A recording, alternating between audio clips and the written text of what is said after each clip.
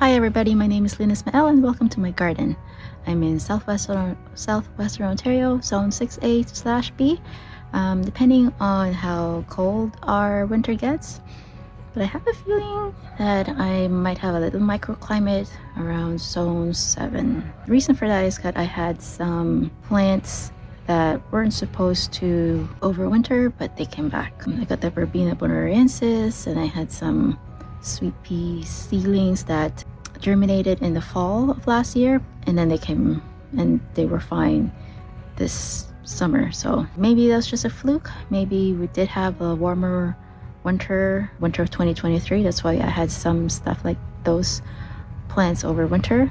I guess we'll find out in the spring. So for this video, I think I'm just gonna do some random fall tasks. I've already training my climbing rose, the Westerland rose, in one of my arbor. I filmed that last week. I mean, just a short clip.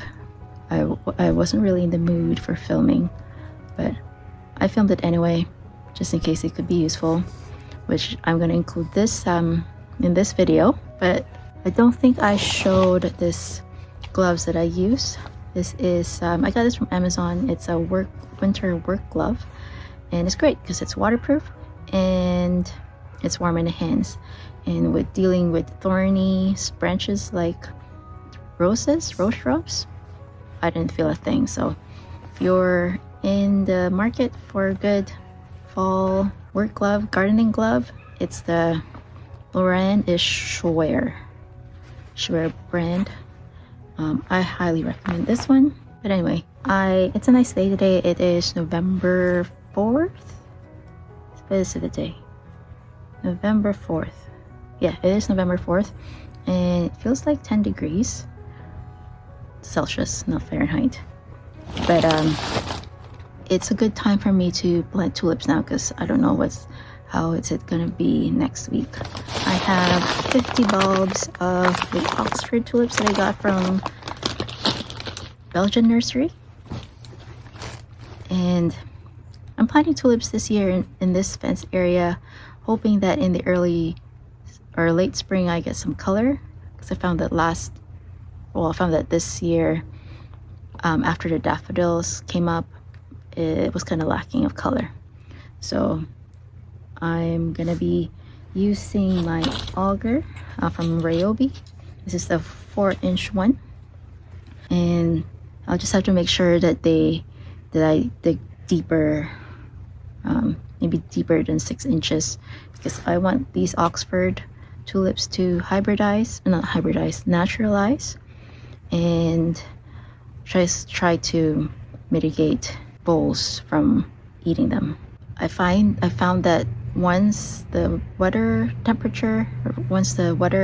became cooler and the snakes in my garden went to hibernate, then the voles started coming in. For the most part, they've left a lot of my plants, but they've decimated my dianthus that I was hoping I could perennialize from in my garden, but that doesn't seem to be the case. But it's okay, because dianthus is easy to start from seed anyway. So I'll be planting those, and I also have 9 of the ballerina tulips, and then 10 of the salmon prince tulip. So warm color palette for the spring. I'm hoping that the salmon prince, because it's a Darwinian tulip, Darwin hybrid tulip, like the Oxford, that they would perennialize for me. And so is the ballerina. It's been documented, well, at least in Sarah Raven's garden, it had perennialized for her. So I'm hoping that it'll be the same here. I'm going to be planting these tulips on the drier side of my garden. They don't really like it moist. They don't recommend moist soil if I want them to perennialize. So that's what I'll be doing. All right, so let's get started. I am impressed on the tulips that I got from Belgian nursery. This is a Oxford tulip. Look at the size. Look at the size of these bulbs. They're huge